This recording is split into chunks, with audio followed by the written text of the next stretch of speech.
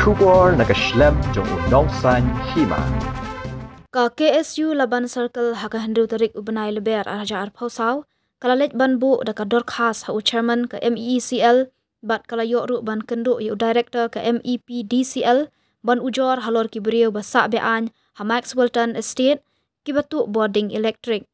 na kalyang ka MEECL kala pha ya ka kenhun ka jongki haka step jong ka hanyo tarik uleber araja arpausaw ban pet bat khmi halor kani ka jing ujor bat na kalyang ka MEECL kalalap baka don shisha ka jingtu Bording electric hapo kani ka jaka haka balalap bagi don ki yeng bana uwei umita electric ki ai Bording sa khat saw tali ki yeng don ki wei pat ki ba ai Bording sha saw hadu san tali ki yeng bat kumta ter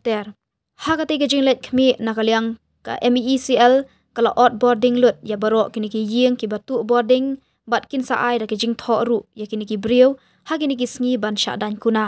na kalyang ka MEECL kalalap badon arpho hanyo tali ki yeng ki babyang ya umita Bording bat kini ki iPad syakumba sanpho tali AA ki yeng ki balong Beaiñ na kalyang ka MEECL kala ot Bording ya kini ki sanpho tali ki yeng kaseng ka ajing ro bat jing sngongu shibun ya ka jingket kya bat ka jingkloy jong katanat MEECL ban hiar jurep ban le ya ka badan kam na kalyang ka seng kan salet bu dorkhas sa shisien bakini ki briu ki nom yo ban apply ka Bording Khlem ki kot kisla ki babyang bat Khlem yo ka NOC na ka dorbar shnong bat hakaju ka poru ban pan jing penshai ba kum kini ki wei ki arpho hanyo tali ki yeng ki yo electric Bording bat ka kot kasla ka ba kumnu ki ai ban yo khamtam ki bale prepaid connection ki badang shu apply dang shen bat lingba kani ka kurwo ka seng ka ganturu e ka Shillong Municipal Board ban wingno e ki masi na ka dega jaka kat kum ki kandan an kumbala kular hakmat ka DC haka arpau khandai tarik urampang arja arpau saw